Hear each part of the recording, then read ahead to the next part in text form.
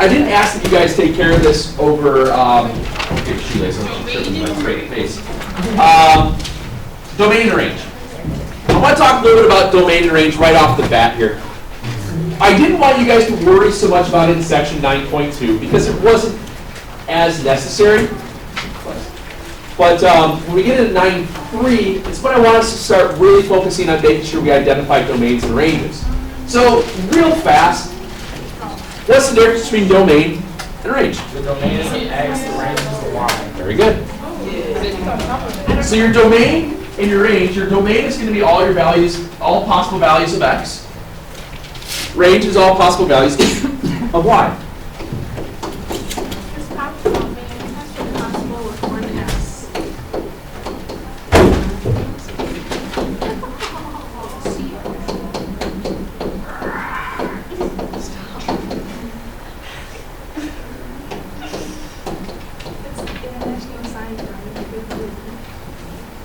Pterodactyl. Pterodactyl.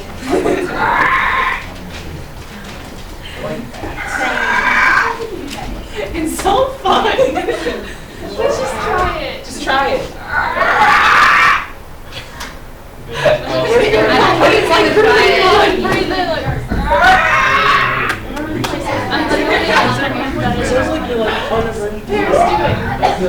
Just try it. Paris, try it. Anyway, so for example, remember we write it out as domain, all values, such that X. Well, let me do an example.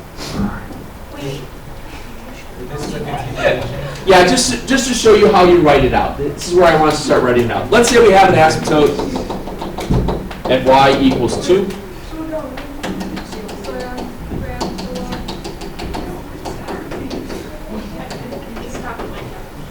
So let's say we had a couple of asymptotes.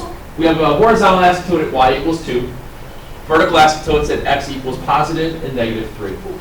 And I want to write out what our domain and range is going to be. When you write out domains and ranges, yeah? In what kind of situation would you have two like that? Would it be like x squared? In the denominator? Yeah. Okay. Your denominator in this case would be x squared minus 9. Okay. So what I want to do if I'm listing out my domain and range, we're going to start using what's called set notation. Domain, colon, Jay Leno's face. Oh, I see it. All real, x not equal to. Where is it giving me my vertical asymptotes? Plus and minus 3. So x cannot equal plus or minus 3. All right? And then close it off with our Jay Leno face. It's called set notation. I just want to get you guys in the habit of using that. Your range, same idea. Your range is your y value, so it's all real. And then if you have any asymptotes, you have to exclude it. So it would just be all real except y can't equal 2. It is. Okay? Why is that one plus minus 3 and Because there's 2 asymptotes and 1. Wait, so. Yeah, I just did a quick basic example. Oh, this would. All right? That's all it is. Wait, does this say overall x can't equal plus minus 3? Yes, sir. Because your vertical asymptotes are at plus and minus 3. How come you have two vertical? Guys, I just did that. That's all. That's all it is. Because remember, your zeros for your vertical asymptotes are always found by the zeros of a denominator. This is telling me that I have 2 zeros in my denominator, plus or minus 3, which means my terms would have been x plus 3, x minus 3, which means the polynomial was x squared minus 9. That's all it's telling me. Okay? That's all it is. So what happens now is that everything we go and do from here on out, we're always going to list out domains and ranges. I wanted to wait till today to do this because we're going to have a lot more asymptotes. Speaking of, we need to know this. And this is a whole lot of mumbo jumbo. This. And I will help to clarify. Oh, yes, spare a second. Yeah. All right.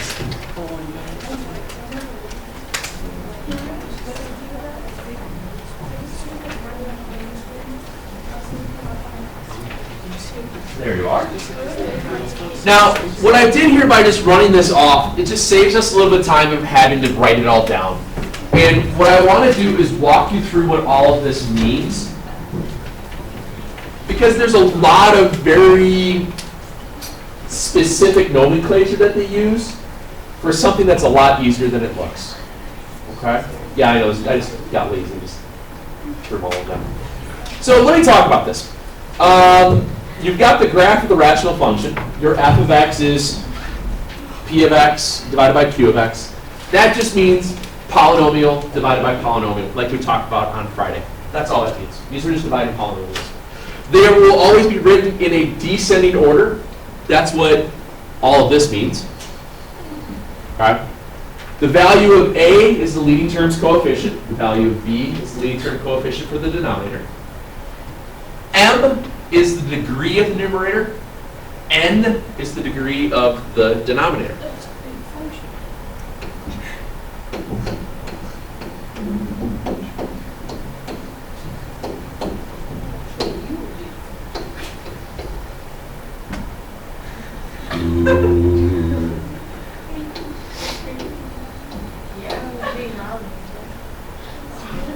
So M will always be your numerator's degree, N is the degree of the denominator. And what happens here is you're able to plot some very specific points on these types of graphs.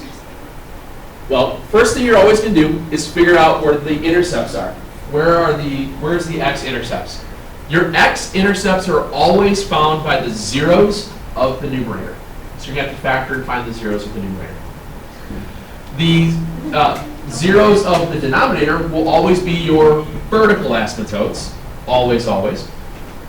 And then you get these horizontal asymptotes at three different possible cases. And that is dependent upon the degrees of the polynomials. So if the numerator's degree is less than the denominator's degree, that's 0. If it's greater than, there is none. And if they're equal, well, then you play the game, well, it's not the game of war, but you just wind up taking the coefficients, and it creates a fraction, and that's where your asymptotes are. As we go through this a few times with a couple examples, you're going to see how very, very simple it is to use.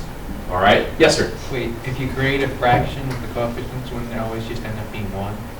Well, what if the numerator has a coefficient of 2, the denominator has a coefficient of 3? What would it be? But that's not equal. No. You're looking at the degrees. Okay. M and N are the degrees, remember? I'm looking at M and N are the degrees of the polynomials. So if they have the same degree, then that happens. Now, this happened with the question that we had here. What were the degrees of the numerator and denominator? They're both first degree. What wound up being the horizontal asymptote? 1/4.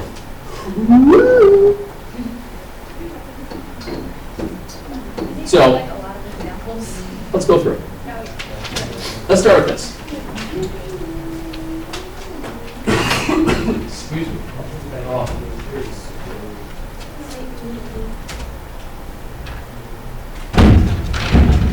I thought you were still like a crystal. I thought you were still up there, and then I heard that.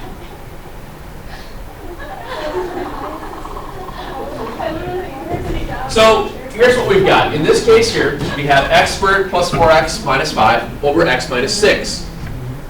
Which case will it be? Is m greater than, less than, or equal to n? It's greater. So this is the case where the numerator has a degree greater than the denominator. Correct. So we're going to follow the rules for that. Now, according to our little chart, there's no horizontal asymptote. That's what it tells us.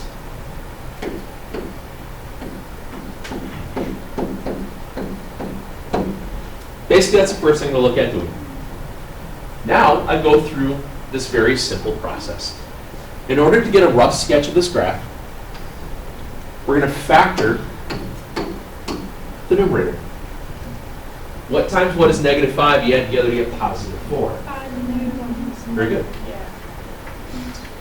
X plus 5, x minus 1. Therefore, my zeros are at? Good. So I know the curve is going to cross the x-axis, or it's going to touch the x-axis in 2 spots. Now I just have to get my 0, my vertical asymptote. Where's my vertical asymptote going to occur?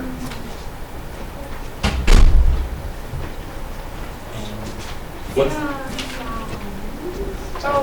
it's 6. What makes the denominator 0? 6. So my vertical asymptote. Remember, I just take the denominator and I set it equal to 0, so it'll be at x equals 6.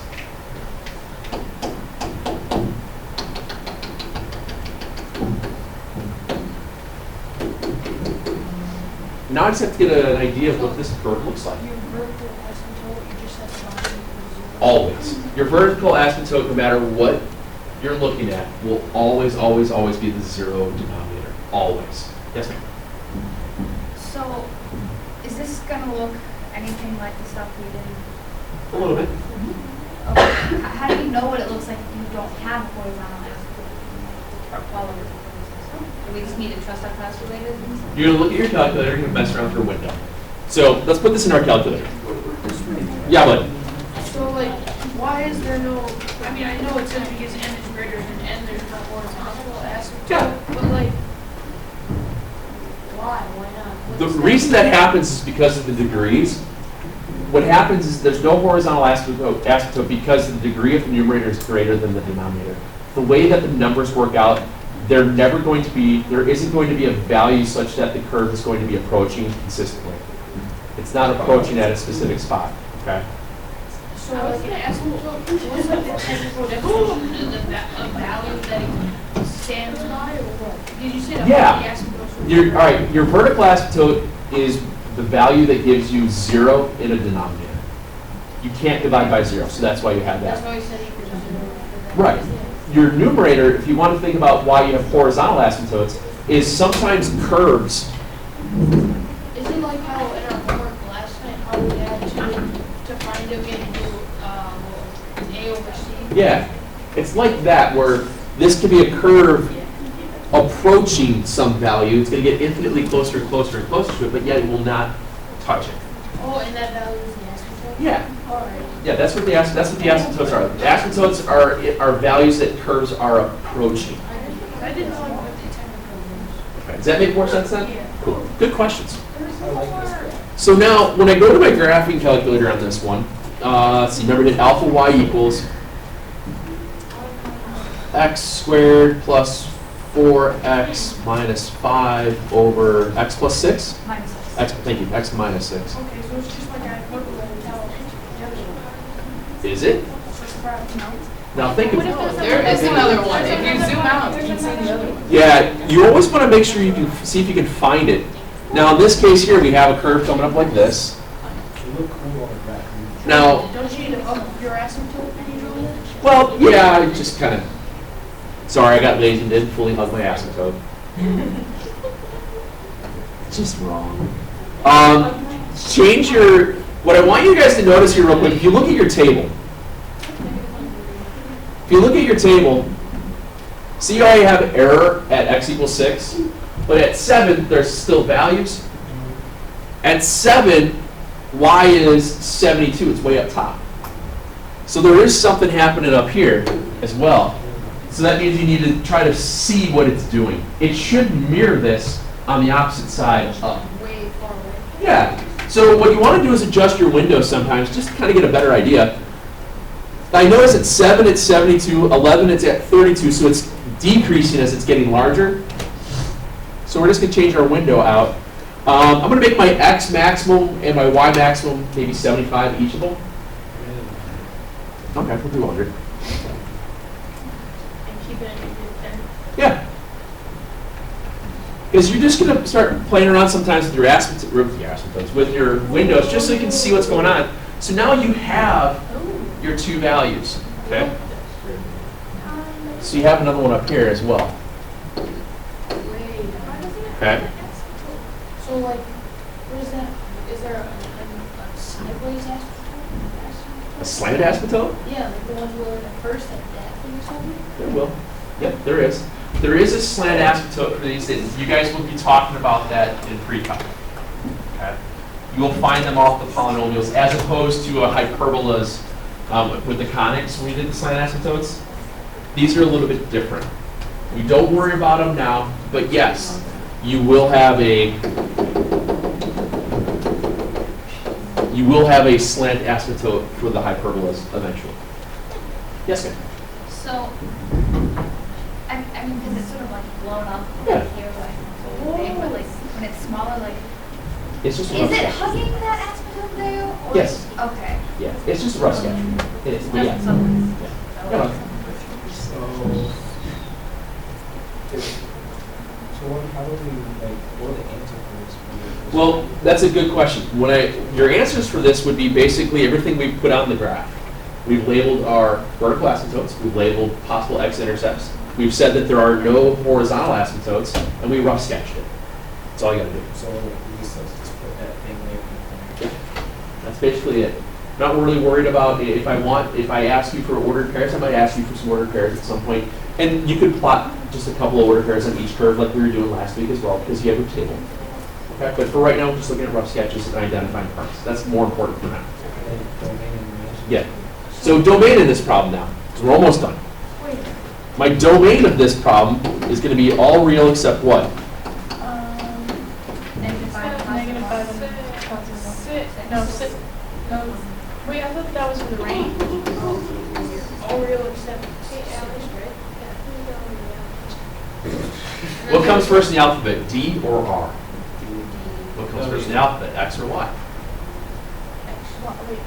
Oh, X, yes. Domain goes with X. Okay. Range goes with Y. But since there's no other asymptote, there's No, there is range. The range is all real, just there's no no restriction. So it's just an unrestricted range. So it's just all real.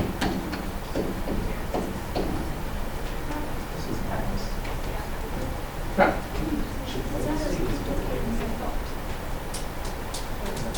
Not so scary? All right. So let's look at another one. Oh.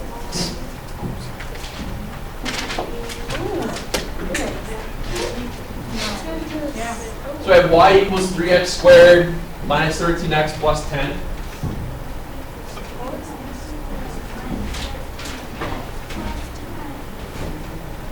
All over x squared plus 8.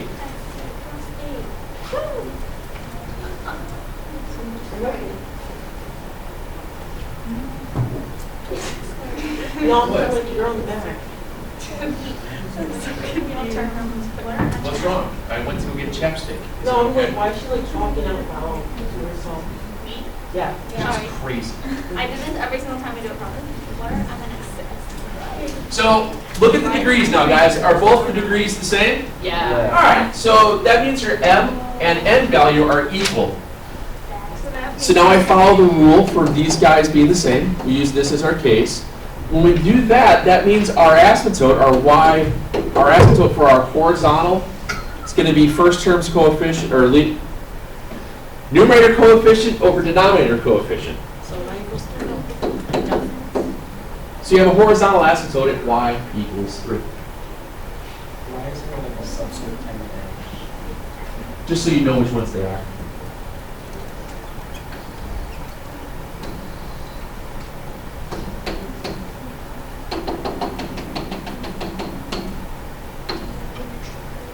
Now, when I go to find the zero of the denominator, can I? Yeah. What is it? No, it's high. It's imaginary in this case. So can I graph? Do I have a real asymptote? Do I have a real zero? No, so I don't have an asymptote. I don't have a vertical asymptote. In this case, there's no.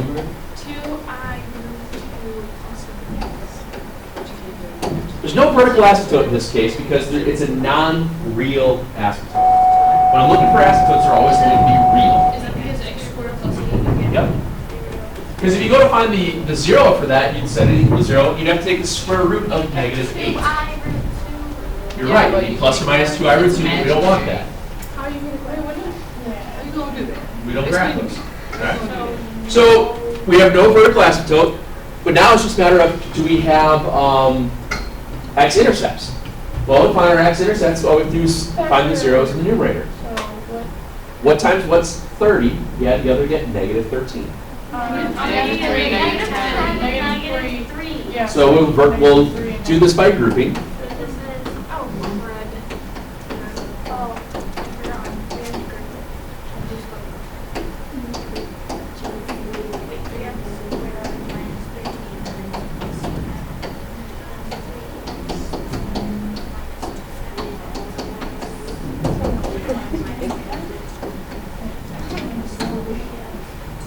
So you have zeros then at 1 and 10/3.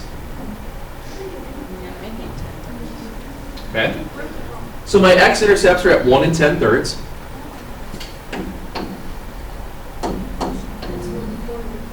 A smidge more than 3. Oh, And then it's just a matter of getting an idea what the curve looks like. okay. Is there any way to do that without? Really? I mean, you can substitute in values all day long if you want. How about no? Substitute. Substitute in values. Oh, so they'd be like, all right, well, this is, and then they draw a bunch of dots. Yeah, I mean, you can easily do it. I mean, if I use 0, I get 0 minus 0 plus 10. So at 0, it's going to be 10 over 8. You couldn't get away from the buffet. Anytime it's something like over 8, it says Couldn't get away from the buffet. Oh, great. Oh, That was good. You did that like It's not as awesome as your pterodactyl. no, it's oh, that was a really good one. So it's at 5/4, which would be more than 1. So weird looking line. I think it's doing this, isn't it? Yeah. How did it's we like get a- 5/4? It's like really. 10 over 8. Oh, yeah. Yeah, when you I forgot what we were saying. wait, so what is 10 over 8? Yeah, where'd you get that? What's that called? I just picked a number, guys. Christian was asking me how did they do this without a calculator. I'm like, well, they picked numbers. If x is equal to 0, 0 minus 0 plus 10, 0 plus 8, 10 over 8. Couldn't get away from the buffet. Try and keep up with me here, ladies and gentlemen. So you were so caught up using a calculator. We need to know. That's so awesome. 10 over 8. Like the thing we used to do with our calculator now. I'm not taking the calculator away from you on some of these things. Can you scroll down for a second? So then a lot of these things, like I said, it's just going to be, can you identify parts? Domain and range in this case, your domain is all real. Your range would be all real except, yeah, but Just are you gonna want us to like just find other points and look at a graph? we're just looking at rough sketches for today.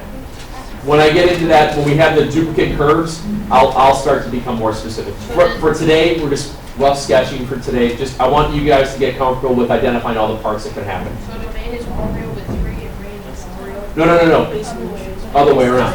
Domain is your x values. You have all real on x values because there's no vertical asymptotes. Your range has a horizontal asymptote. It's at 2, so it's all real but 2. Oh, I'm sorry, it was 3, wasn't it? 3. Because x is vertical wise like this, but technically the horizontal axis is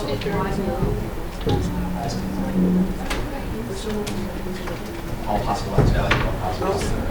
That's all it is. I was like, can I use some? What are all the possible values of x? Well, there's no restriction on the values of x. There is a restriction on the y value. It can't be 3. That's what it means. He's like, that means Yes, sir. Minus of this one. We have to find out. Do this one, please. Go ahead and do this one. Rick, yeah.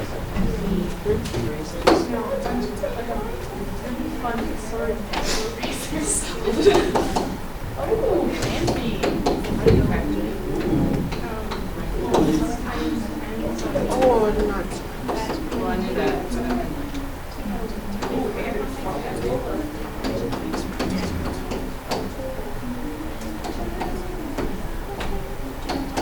One of the lines that follow the rules. Oh, follows the rules.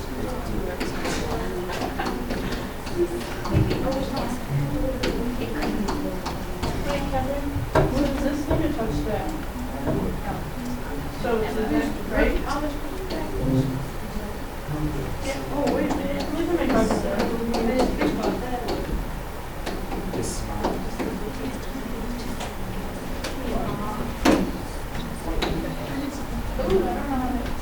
Why'd you? I have a question. Yes. Why'd you pull out a Oh, negative so one? sorry, it's be positive. That's what. And then it's the other one's supposed to be a -5. No, it's supposed to No. No, it's positive. No, it says X. Yeah. Oh, there you Okay. Oh.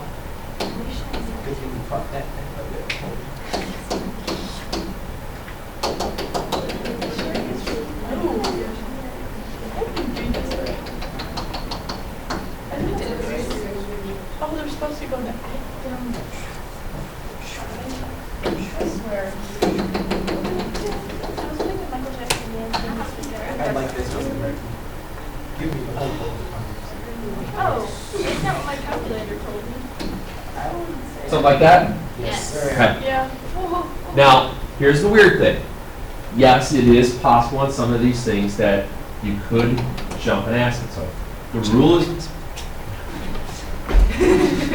the rule that happens a lot of times is that you have at most the asymptote located somewhere.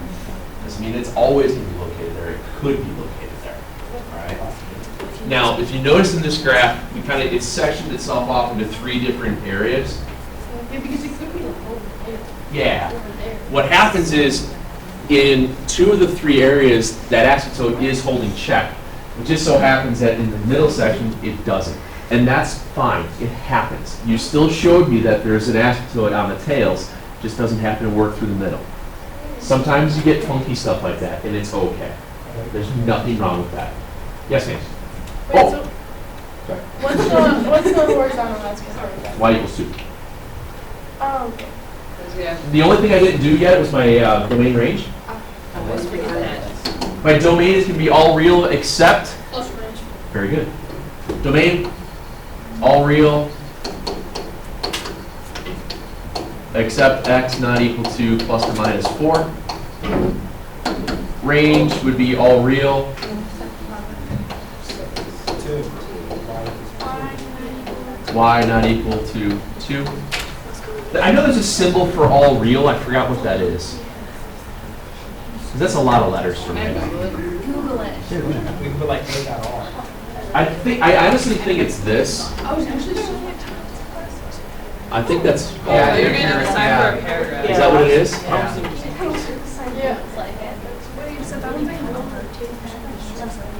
Wait, this is probably a stupid question. How exactly do you find the two? Anytime I say all real. See how they have same degree? Yeah. It's just coefficient over coefficient. Oh, that makes sense. Oh. It says on the chart. Well, yeah, but then it doesn't. We need all to- real. Yeah. See what happens? You sit up close. Wait, I don't I even can know make fun what of you. I don't even know what you said. What? I don't know what you I said. was listening. Oh. What time is it? All right. 11:50.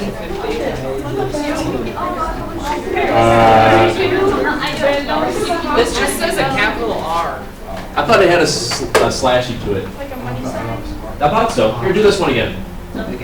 Little- I don't- one again. Again? I mean, do this one. I didn't mean again.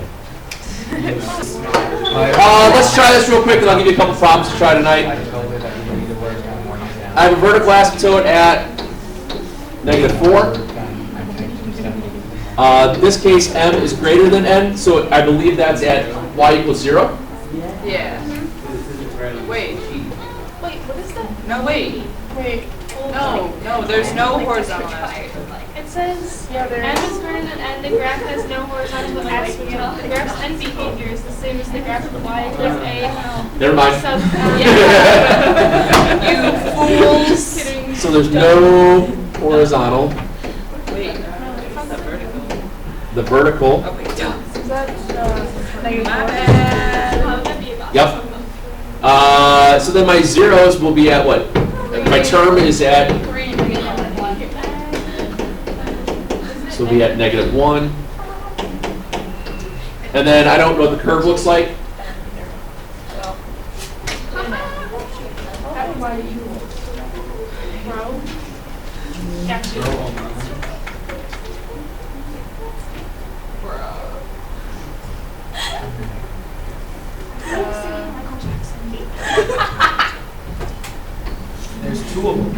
Oh, there it is. And there's something else out here, right? Yes. Okay. Basically, once again, just give you a rough sketch, but I want to know where everything's at. Yes, sir. It looks like, wouldn't there be another, I know it's not a horizontal S, but it looks like the line going to the right would follow the S. I think it's always increasing, though. It's not stopping. It's not getting closer. So I think it's still increasing. So here's what I want you to do tonight. Do those, please. This is 9-3. Yes, sir. So will this work for the zeros? Does it add to go through the zeros? The curve goes through the zeros. I think I just did a really bad sketch. I think it should have just gone down and straight up. When you're doing these, remember, make sure you're identifying basically everything we were doing in class. You go through that little handy-dandy chart and just kind of list out what you know, what you can show. Okay? Wait, do you have any of the graph papers though? I do have graphic if you want to use some. There's by all means some back here. I have graph paper, Ellen. I'll put some up front if you guys want to use some graph paper by all means. You don't really need it. It's not that big of a deal. I'm just looking at doing rough sketches tonight. Okay? Give those a shot. We'll see how we do. We'll go over it again tomorrow, and then we'll just.